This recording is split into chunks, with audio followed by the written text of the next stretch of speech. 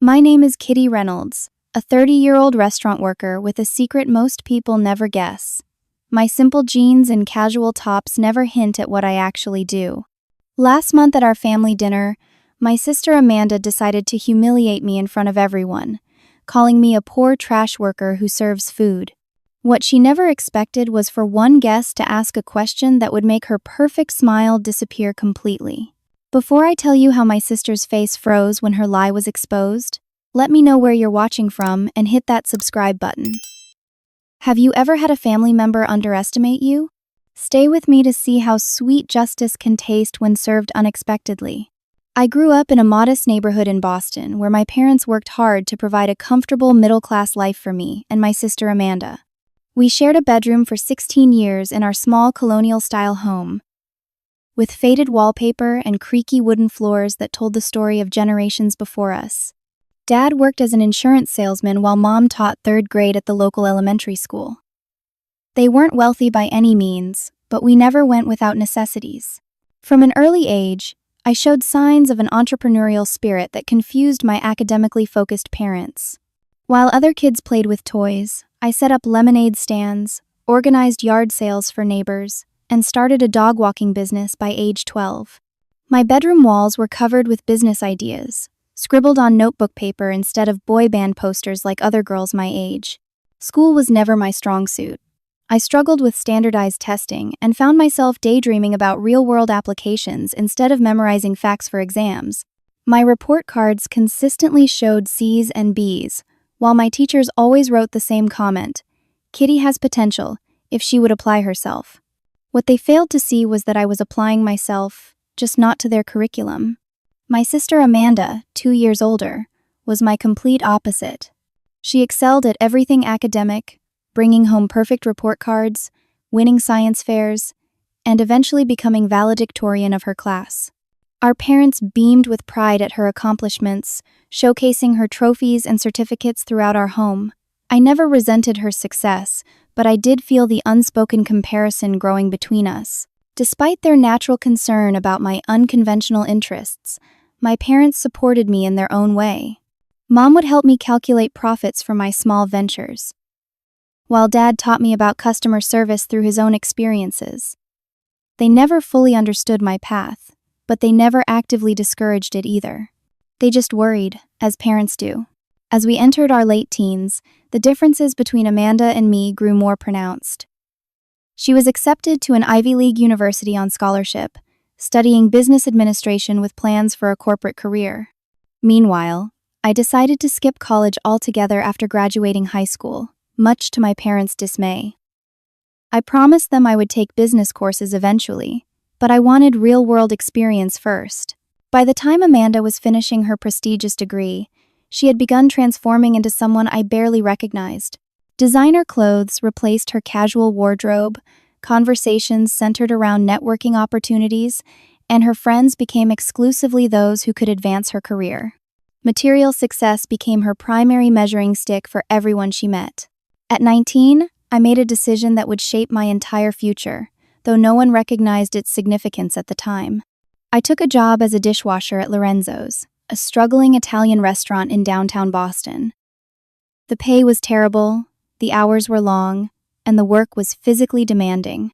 When I told my family about my new job, Amanda actually laughed, asking if I planned to wash dishes forever.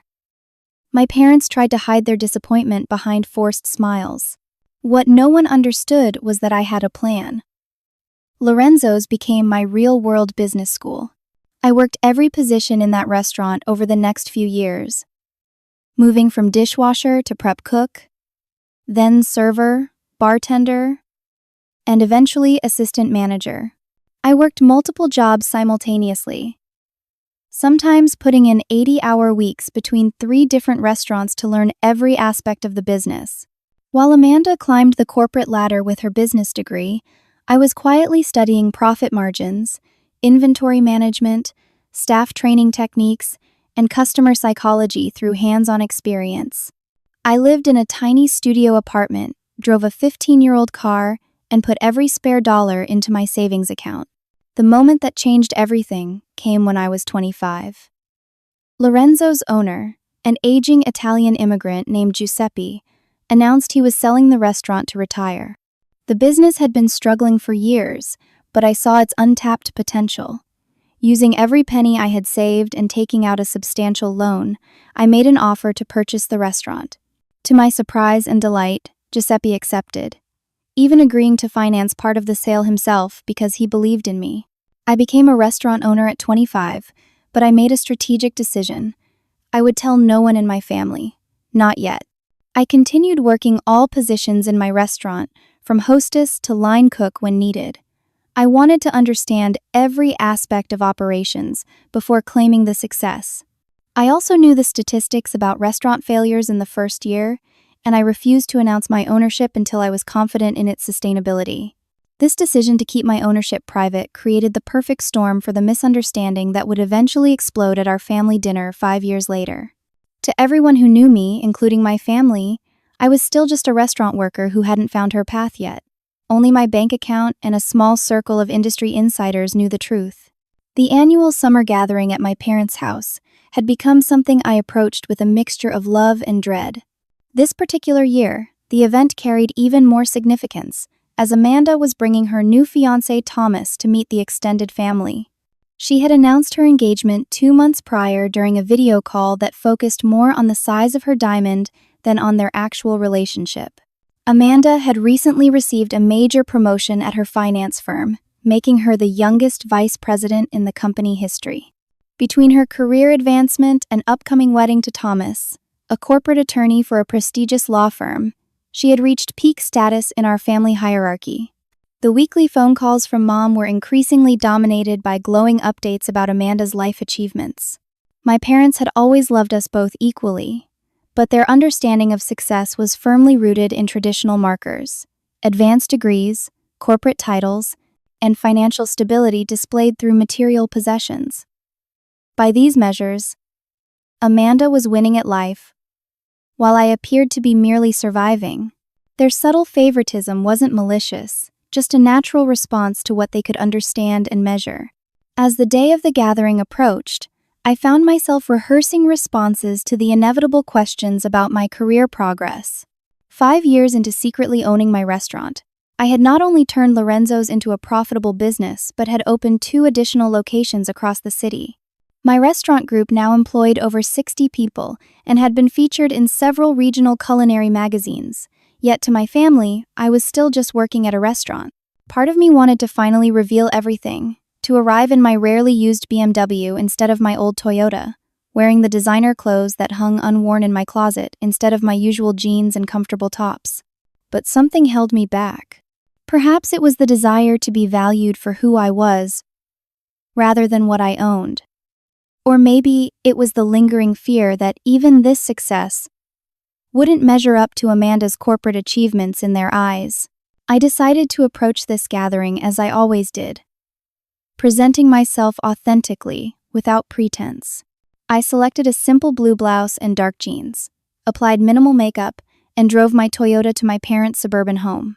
The modest 2-story colonial looked exactly as it had during my childhood, though the maple tree in the front yard had grown considerably, now providing shade for nearly the entire front lawn. When I arrived, the driveway was already filled with cars far newer and more expensive than mine. I recognized Amanda's silver luxury sedan parked prominently near the front door. Taking a deep breath, I grabbed the bottle of wine I had brought, an excellent vintage from a small vineyard that supplied my restaurants, though none of my family would likely recognize its quality. The moment I stepped through the front door, I felt the familiar tension begin. Amanda was holding court in the living room, surrounded by aunts and uncles all leaning in to admire her engagement ring.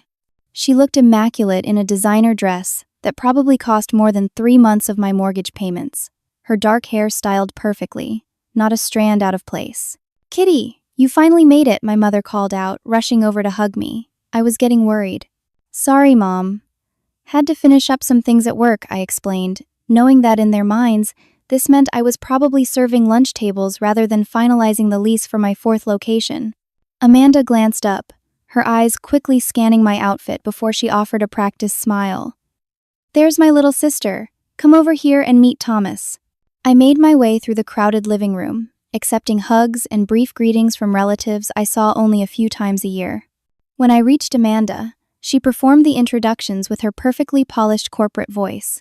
"Thomas, this is my sister Kitty. Kitty, this is my fiancé Thomas Blackwell of Blackwell and Schmidt Law." Thomas was exactly as I had pictured him from Amanda's descriptions. Tall, conventionally handsome, with the confident posture of someone who had never doubted his place in the world. His handshake was firm, his smile practiced. "Amanda has told me so much about you," he said, though his tone suggested otherwise. "You work in food service, right?" Before I could respond, Amanda jumped in. "Kitty has always loved restaurants. She's been trying to figure out her path since high school." She laughed lightly, as though this was an endearing quirk rather than an implied failure. "Actually, I've been in the restaurant industry for 11 years now," I corrected gently. "I enjoy it very much." "That's persistent," Thomas replied with the faintest note of condescension. "Not many people stick with entry-level positions that long." I bit my tongue, reminding myself that arguing would only create tension at a family event. As I was searching for a neutral response, a voice spoke up from behind me. "I think the food service industry is one of the most demanding and underappreciated sectors in our economy." I turned to see a man about my age, his expression genuinely interested rather than patronizing. He had warm brown eyes and an easy smile that immediately put me at ease. "Oh, this is Jackson Peterson," Thomas explained. "My colleague from the firm. He just moved to Boston last month." Jackson extended his hand. "Nice to meet you, Kitty. Which restaurant do you work at?" "I've been exploring the local food scene since I moved here." Amanda visibly stiffened beside Thomas.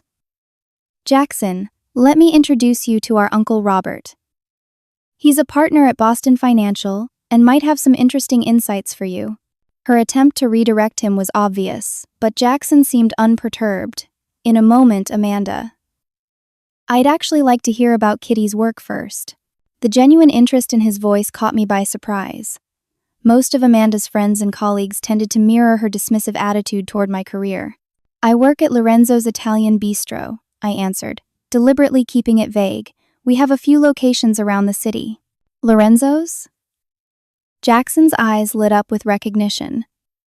"I actually had dinner at the Beacon Street location last week. The homemade gnocchi was incredible." I couldn't help but smile, feeling a surge of pride. "That's actually my grandmother's recipe. I'm glad you enjoyed it." Amanda cleared her throat loudly. "Dinner should be ready soon." "Thomas, why don't you tell everyone about the new summer house your parents just bought in the Hamptons?" As Thomas launched into a detailed description of his family's vacation property, I noticed the slight frown that crossed Jackson's face. Throughout the next half hour, as we all moved toward the dining room, I caught Jackson watching the interactions between Amanda and me with curious interest, as though he was piecing together a puzzle that nobody else could see. Dinner was served in my parents' formal dining room, a space reserved exclusively for special occasions and holiday gatherings. The cherry wood table gleamed under the light of my mother's prized crystal chandelier, and her best china was arranged perfectly at each place setting. I took my assigned seat between my cousin Sarah and Aunt Patricia, directly across from Amanda, Thomas, and Jackson. As wine was poured and appetizers passed around, conversation inevitably turned to Amanda's recent professional achievements. She detailed her promotion with practiced humility that did nothing to mask her obvious pride. "It was quite competitive, of course," she explained, delicately spearing a piece of bruschetta. "There were 7 candidates from across different divisions, all with MBA degrees from top universities. The selection process took 3 months." "Tell them about your new office, honey," my mother prompted, beaming with pride. Amanda smiled. "It's on the 32nd floor, corner office with a view of the harbor. They're having custom furniture brought in next week." My father raised his glass. "To Amanda's success. We always knew you were destined for greatness." Everyone at the table raised their glasses in toast, myself included.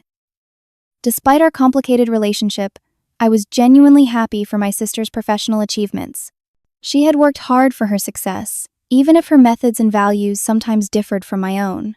After the toast, Amanda skillfully directed the conversation toward Thomas's recent court victory, then to their wedding plans, maintaining her position as the center of attention. It was a familiar family dynamic, one I had grown accustomed to over the years. "So, Kitty," Thomas said suddenly, turning his attention to me during a brief lull in conversation. "Amanda mentioned you never finished college. Do you have any career goals beyond restaurant work?" The table grew quiet. My mother looked uncomfortable, while my father became suddenly very interested in rearranging his silverware. "I'm actually quite satisfied with my career path," I replied evenly.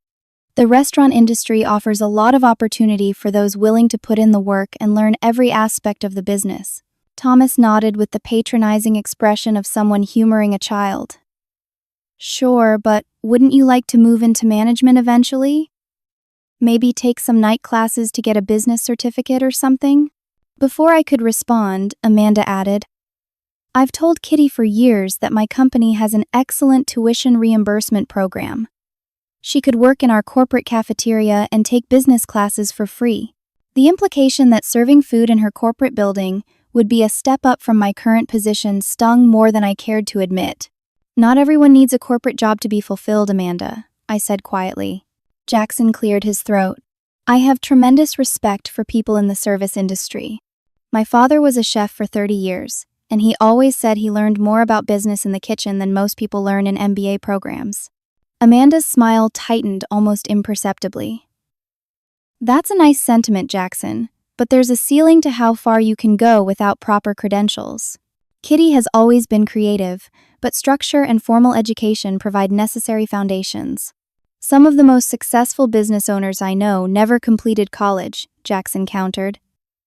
"They had vision and work ethic, which are qualities you can't necessarily teach in a classroom."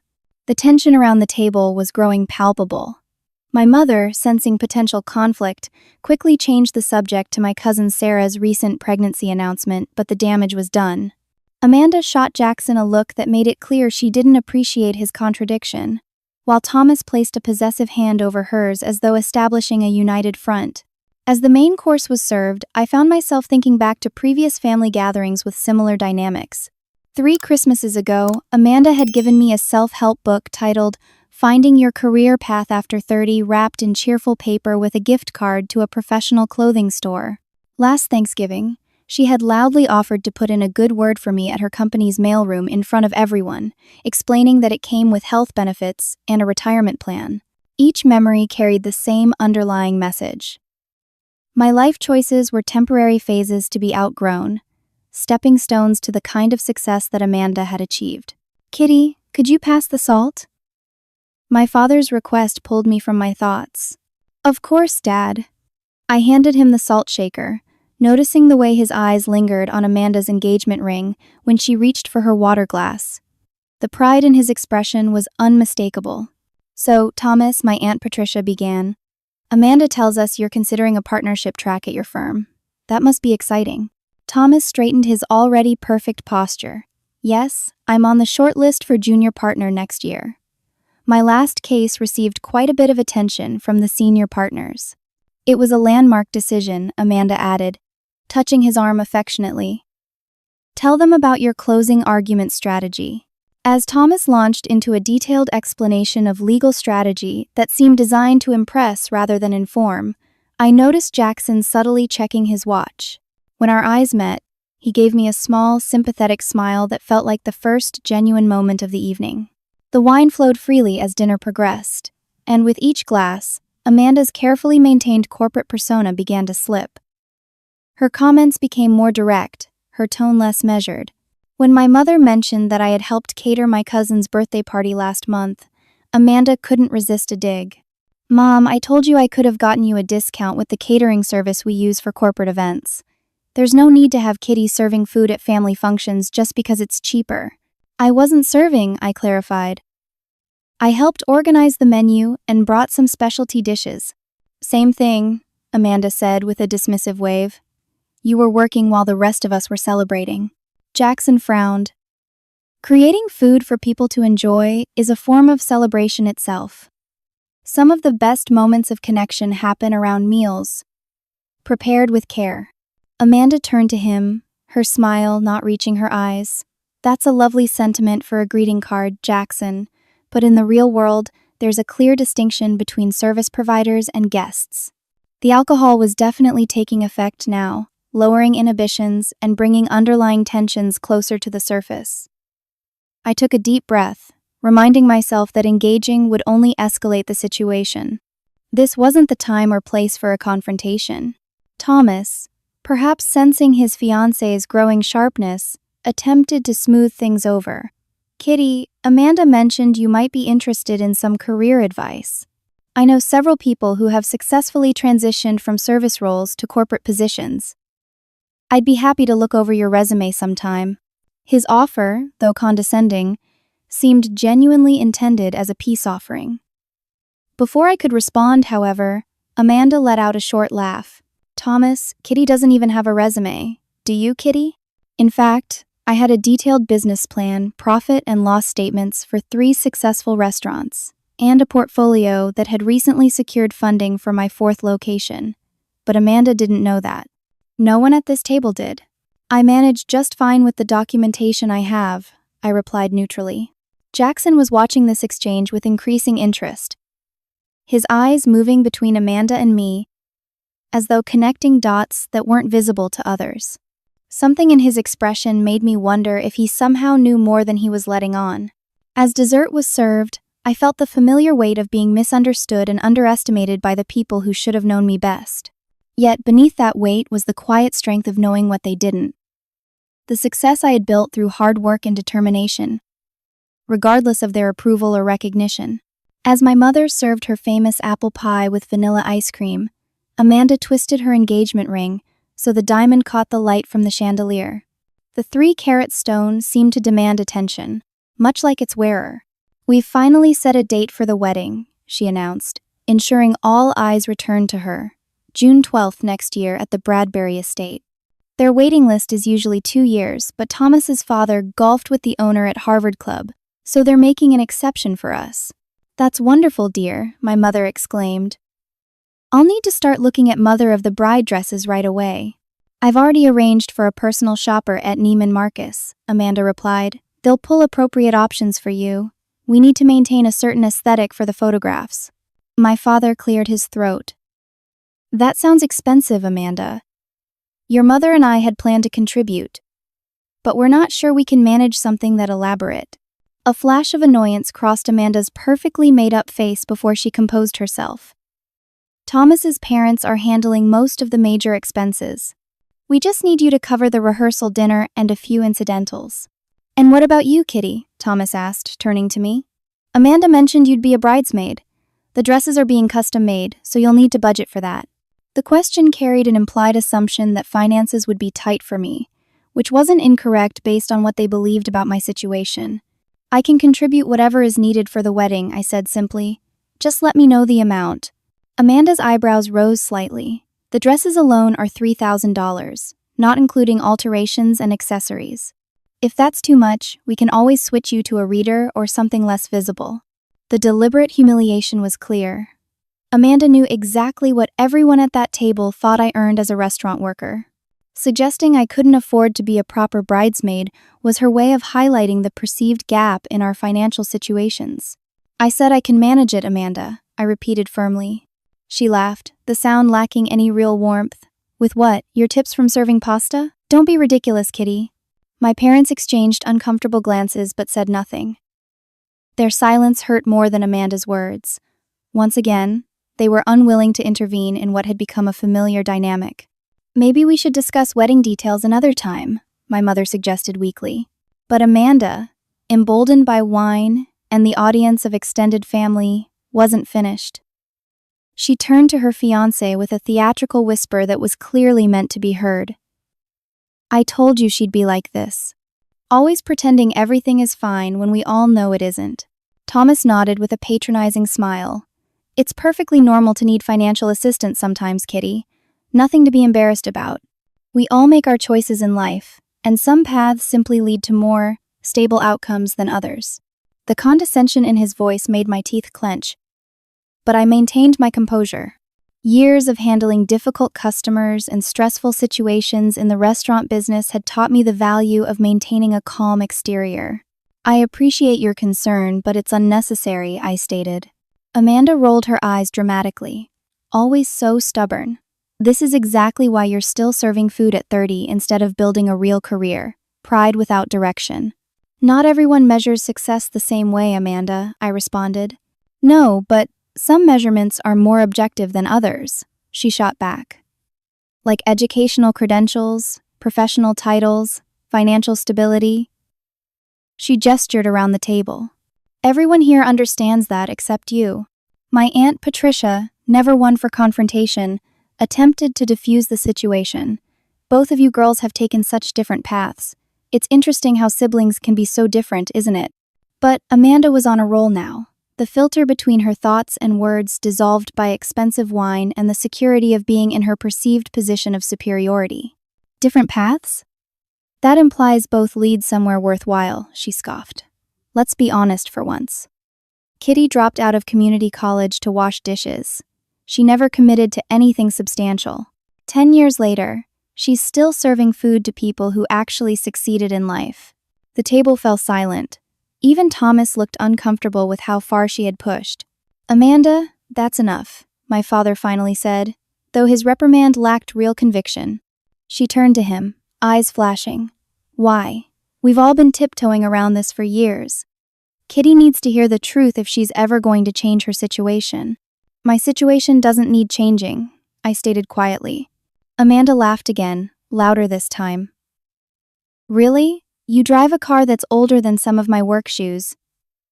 You live in that tiny apartment in the unfashionable part of town. You can't even afford to be a bridesmaid in my wedding. And for what? So, you can tell people you're in the restaurant business? Like it's something to be proud of? Each word was carefully chosen to cut deeply, to reinforce the narrative she had created about my life. What she didn't know was how far that narrative diverged from reality. I'm proud of the work I do, I said simply. Well, you shouldn't be, she snapped, her facade of sophisticated success completely abandoned now. At least I'm not some poor trash worker who couldn't finish college. Some of us actually made something of ourselves, instead of just serving those who did. The words hung in the air like shattered glass. My mother gasped quietly while my father stared intently at his half-eaten pie. No one seemed to know how to respond to such a direct and cruel attack. I felt the familiar sting of tears threatening behind my eyes but refused to give Amanda the satisfaction of seeing me cry. Years of being belittled and dismissed by my own sister had built up a certain resistance, though the words still cut deeply. The silence stretched uncomfortably until Jackson, who had been observing the entire exchange with increasing discomfort, finally spoke up. "Excuse me," he said, his voice filled with genuine confusion. "I'm sorry to interrupt, but I'm a bit confused about something." All eyes turned to him, perhaps grateful for any break in the tension. "What's that, Jackson?" Thomas asked. Jackson looked directly at me, then at Amanda, his brow furrowed in genuine perplexity. "I'm just trying to understand something here," he said slowly. "If what you're saying about Kitty is true, then I have to ask." He paused, and in that moment, I had a sudden realization of what might be coming. I had seen Jackson before, though I couldn't immediately place where. He was one of the thousands of customers who had dined at my restaurants over the years, but something about his earlier recognition of Lorenzo's suddenly clicked into place. "What are you confused about?" Amanda prompted impatiently. Jackson's next words would change everything. "Wait, what's the owner doing serving tables?" The table fell completely silent. Every eye moved from Jackson to me, expressions ranging from confusion to disbelief. Amanda's perfectly manicured hand froze halfway to her wineglass. "What are you talking about?" she demanded, her voice sharp with sudden uncertainty. Jackson looked genuinely surprised by the reaction. "Lorenzo's," he said, gesturing toward me. I recognized Kitty immediately, but didn't want to make a scene earlier. I've dined at the Beacon Street location at least a dozen times since moving to Boston. She's not just an employee there, she's the owner. My mother's fork clattered against her dessert plate. "Kitty? Is this true?" For 5 years, I had maintained my privacy about owning Lorenzo's, partly out of a desire to prove its sustainability before announcing my success, and partly because I had grown accustomed to being underestimated by my family. Now, with everyone staring at me in stunned silence, that secrecy suddenly seemed pointless. "Yes," I said simply. "I own Lorenzo's. All 3 locations, actually." "That's impossible," Amanda interjected, her voice rising slightly. "You're a server there. You've told us about your shifts, about your manager. I work various positions in my restaurants because I believe in understanding every aspect of the business," I explained calmly. "And yes, I have managers at each location. But they report to me." My father leaned forward, his expression a mixture of confusion and dawning realization. How long have you owned this restaurant, Kitty?" "I bought the original Lorenzo's 5 years ago, when Giuseppe retired," I answered. "The North End location opened 3 years ago, and Beacon Street last year." "5 years?" my mother repeated, her voice barely above a whisper. "You've been a business owner for 5 years and never told us?" Thomas was looking between Amanda and me, his expression calculating as he processed this new information. "Lorenzo's Italian Bistro," he said slowly. "Isn't that the place that was featured in Boston Magazine's Top 20 Restaurants issue last month?" Jackson nodded. "That's right. The article specifically mentioned the owner's commitment to authentic Italian recipes passed down through family generations, combined with innovative seasonal offerings." He looked at me with genuine respect. "I didn't make the connection that you were that owner until just now, when this conversation took such an unexpected turn." Amanda's face had drained of color, the earlier flush from wine replaced by a pallor that made her expertly applied blush stand out starkly against her skin. "This is ridiculous," she said, though her voice lacked its earlier conviction. "If you own 3 restaurants, why would you drive that old car? Why live in that small apartment? Why dress like that?" She gestured at my simple outfit with obvious disdain. "Because those things aren't important to me," I replied honestly. "I reinvest most of the profits back into the business. We're opening a 4th location next month." My Aunt Patricia let out a small gasp. 4 restaurants? My goodness, Kitty, that's remarkable." Thomas, ever the opportunist, was already shifting his approach. "That's extremely impressive, Kitty. Building a successful restaurant group is no small feat in this competitive market. You must have excellent business instincts." The sudden respect in his voice was almost comical, considering his condescension just minutes earlier. I noticed his eyes taking in my simple clothes and accessories with new consideration, as though mentally recalculating my worth. "Why didn't you tell us?" my father asked, hurt evident in his voice. "All these years, we thought. That I was struggling?" I finished for him. "That I needed career advice and guidance about finding a real job? I know what you all thought. It was clear in every conversation, every holiday, every family gathering." My mother reached across the table toward me, her eyes welling with tears. "Honey, we never meant to make you feel less than. We were just concerned about your future." "My future has been secure for some time now," I said gently. "I just didn't feel the need to announce it." Amanda had recovered somewhat from the initial shock and was now clearly working to regain control of the situation. "If this is true, then why keep it a secret? That doesn't make any sense unless you're exaggerating your role." Jackson cleared his throat.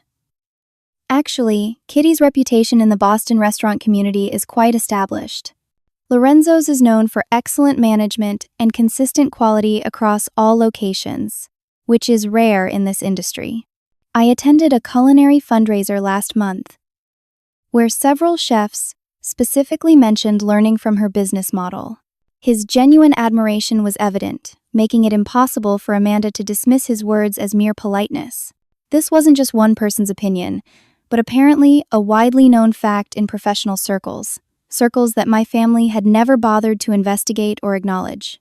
"The culinary fundraiser for children's cancer research?" I asked, suddenly placing where I might have seen Jackson before. He nodded. "Yes, I was there with some colleagues from the firm. You gave a short speech about community involvement in local businesses."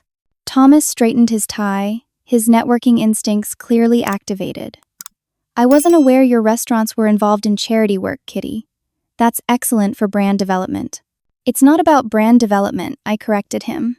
It's about giving back to the community that supports us. My father was shaking his head slowly, as though trying to reconcile this new information with years of assumptions.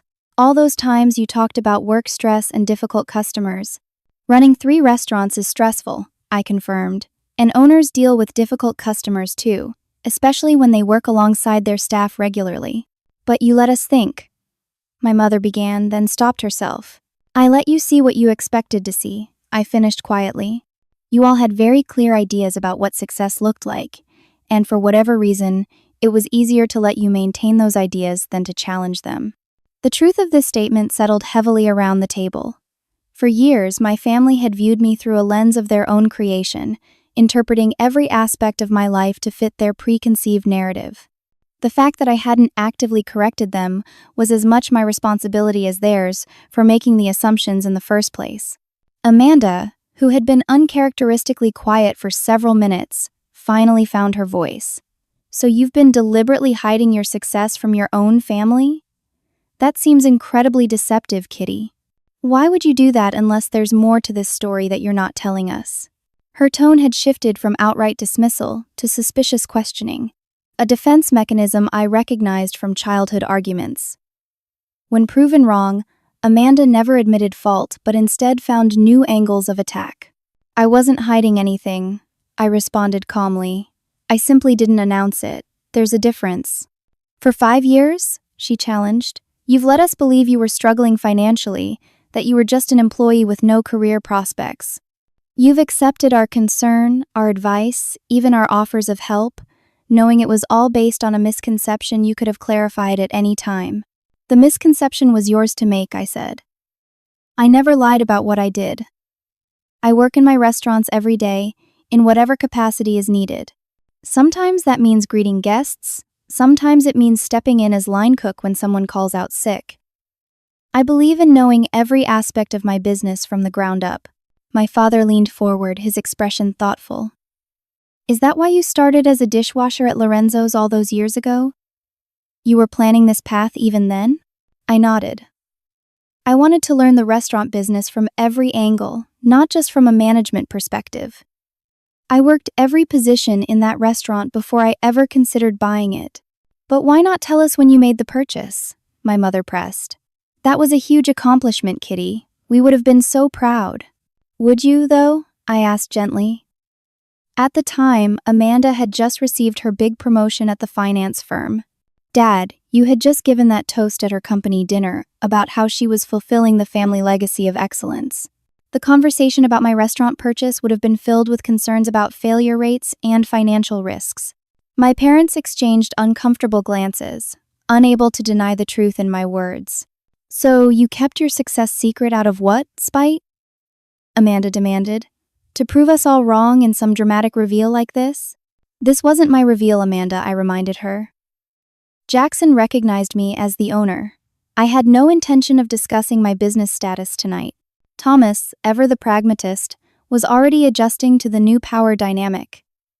Well, I think it's tremendously impressive, Kitty. Building a successful restaurant group is no small feat. The hospitality industry has incredibly thin margins and high failure rates. Amanda shot him a look of betrayal before turning back to me. It's still just restaurants, Kitty.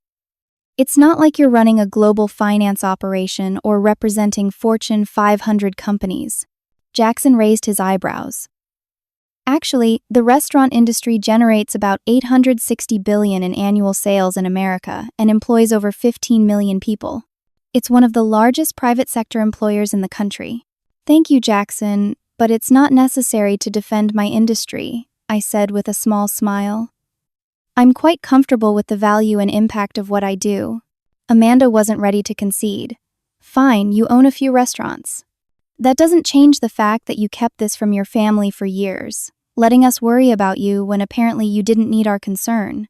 I never asked for your concern, Amanda, I replied evenly. In fact, I frequently told all of you that I was satisfied with my career path. But you let us believe you were barely making ends meet, she insisted. I let you believe what you wanted to believe, I corrected. Your assumptions about my financial situation were just that, assumptions. I never claimed to be struggling. My cousin Sarah, who had been quietly observing the entire exchange, finally spoke up. I think what everyone is trying to process, Kitty, is why you wouldn't share your success with the people who love you. It feels like you didn't trust us to celebrate with you. Her gentle framing of the question touched me more deeply than Amanda's accusations. Sarah had always been perceptive about family dynamics, careful to stay neutral in the subtle competition between my sister and me. You're right, Sarah. Part of it was about trust, I admitted. Not that I didn't trust you all to be happy for me, but that I didn't trust that my version of success would be valued on its own terms. I looked around the table, meeting each family member's eyes before continuing. From the time we were young, success in this family has been defined very specifically: prestigious education, corporate advancement, visible wealth. My path didn't follow that definition, even though the outcomes might ultimately be similar. What outcomes? Amanda challenged, clearly still resistant to relinquishing her perceived superior position. What are you talking about? I hesitated, having never been one to discuss financial details openly, but perhaps this once, concrete facts were necessary to bridge the gap of understanding. My restaurant group generated just over $4 million in revenue last year, I said quietly. After reinvestment in the business and setting aside funds for expansion, my personal income was significantly higher than the salary from your vice president position, Amanda. And I own tangible, profitable businesses that continue to increase in value, not just stock options that fluctuate with market conditions. The silence that followed was profound. Thomas's expression was particularly telling, his eyes widening slightly as he processed the financial reality I had just described. Even Jackson seemed surprised by the specific numbers, though his respect appeared unchanged. $4 million in revenue? My father repeated, his voice barely above a whisper. Kitty, that's remarkable. Amanda's face had flushed deeply, whether from embarrassment or anger wasn't clear. If that's true, then why do you live the way you do? Why drive that old car? Why dress like you're still a college student? It doesn't make sense. Because I value different things, I explained simply. I don't need external validation through material possessions. I drive that car because it's reliable and paid for. I dress comfortably because I'm often working alongside my staff. My apartment is small because I live alone and don't need more space. The money I don't spend on maintaining an image goes back into growing my business and providing for my employees. 63 employees now, actually, I added. People who depend on me for their livelihoods. That responsibility means more to me than driving a luxury car or wearing designer labels. For perhaps the first time in our adult lives, Amanda seemed genuinely at a loss for words. The narrative she had constructed about her successful corporate career versus my service industry job had been completely upended, leaving her visibly struggling to reorient herself within this new reality. Well, my mother finally said, breaking the tense silence. I think this calls for a proper celebration. Kitty, all this time we had no idea. We should have a toast, shouldn't we? She looked to my father, who nodded and raised his wine glass. To Kitty's success, he said, his voice thick with emotion. We may not have understood your path, but we can certainly celebrate where it has led you. Everyone around the table raised their glasses. Even Amanda, though her movement was stiff and her smile didn't reach her eyes. As we all sipped our wine, I felt a complex mixture of emotions wash over me. Vindication, certainly, but also a tinge of sadness that it had taken this accidental revelation for my family to recognize the value in my chosen path. The weeks following that revelatory family dinner brought significant changes to my relationships, particularly with my parents. They visited Lorenzo's original location the very next day, seeing it with new eyes, noticing details they had overlooked during previous visits when they thought I was merely an employee there. My mother wept when she saw the small plaque near the entrance that read, "In honor of Giuseppe Lorenzo, who believed in passing down not just recipes, but opportunities."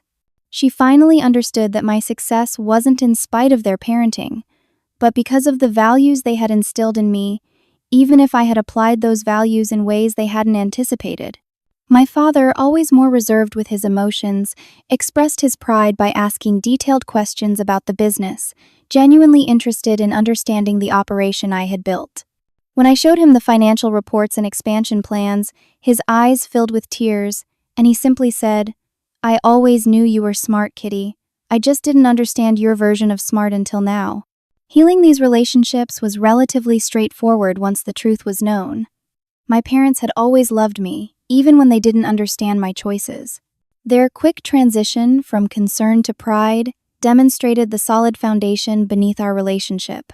Amanda proved more complicated. Our first private conversation after the dinner was tense and defensive, with her initially maintaining that I had deliberately humiliated her by concealing my success. "You could have told me at any time," she insisted during a stilted coffee meeting the following week.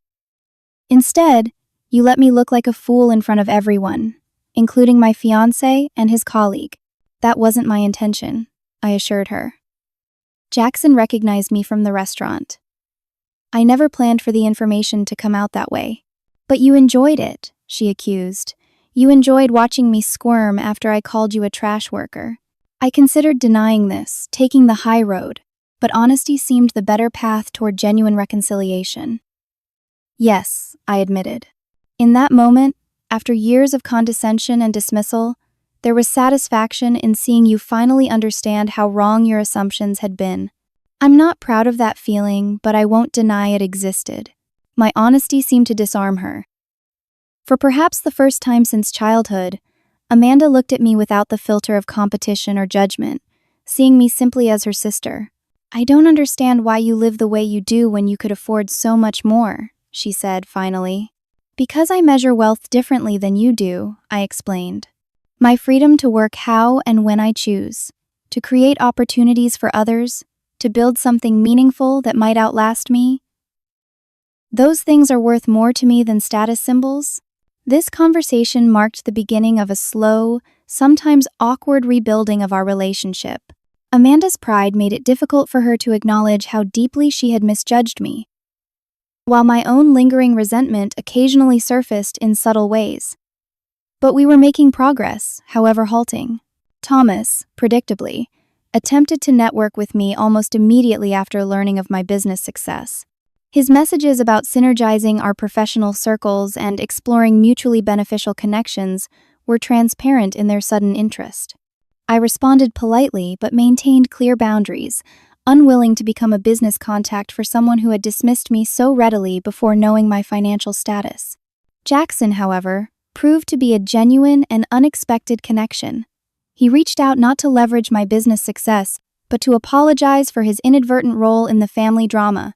"I had no idea they didn't know," he explained when we met for coffee. "I assumed they were all proud of what you had built." "No need to apologize," I assured him. "It was time for the truth to come out. I'm actually grateful it happened the way it did."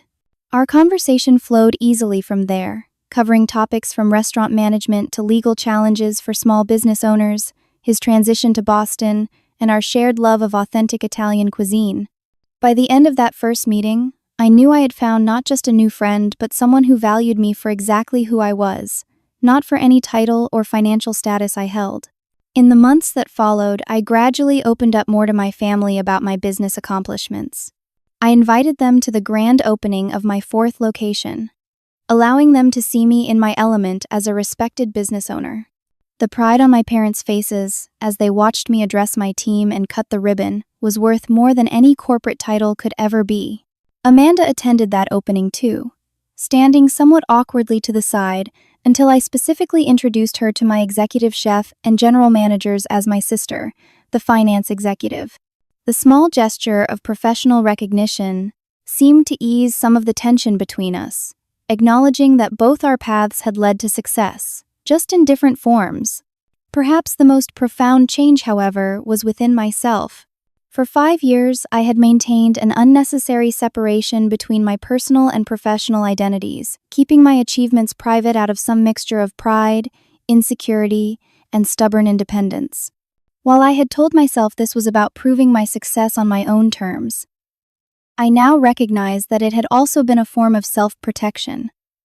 a way to avoid risking dismissal of accomplishments that meant so much to me. The freedom that came with authenticity was unexpectedly powerful. No more careful editing of work stories at family gatherings, no more downplaying my role when friends visited my restaurants, no more living divided into compartments of who knew what about my life. The integration of these previously separated aspects of my identity brought a sense of wholeness I hadn't even realized I was missing. One evening, about 6 months after the fateful family dinner, I found myself sitting in the quiet corner of my original restaurant location after closing hours. The space where I had once washed dishes as a teenager was now a thriving business that supported dozens of families, served thousands of guests, and represented the tangible manifestation of my vision and hard work. I realized then that the most valuable lesson from this experience wasn't about proving others wrong or even about standing up for myself. It was about the liberation that comes from defining success on your own terms and living authentically within that definition, regardless of external validation or understanding. True success isn't measured in titles, degrees, or material possessions. It's not even measured in revenue figures or business expansion. True success is the freedom to create a life that aligns with your values, to build something meaningful according to your own vision, and to remain true to yourself even when others fail to see your worth. As I sat there in the warm, empty restaurant that had been the beginning of my entrepreneurial journey, I felt a profound sense of peace. The approval I had unconsciously sought for so long turned out to be far less important than I had imagined. What mattered was the quiet confidence that came from knowing my own worth, independent of anyone else's assessment or acknowledgement. Have you ever had someone underestimate you based on appearances or assumptions? How did you respond when they discovered the truth? I'd love to hear your stories in the comments below. If this video resonated with you, please hit that like button and subscribe to hear more real-life experiences. Don't forget to share with someone who might need a reminder that success comes in many forms, and the most meaningful validation is the kind you give yourself. Thank you for listening to my story, and remember, the only approval that truly matters is your own.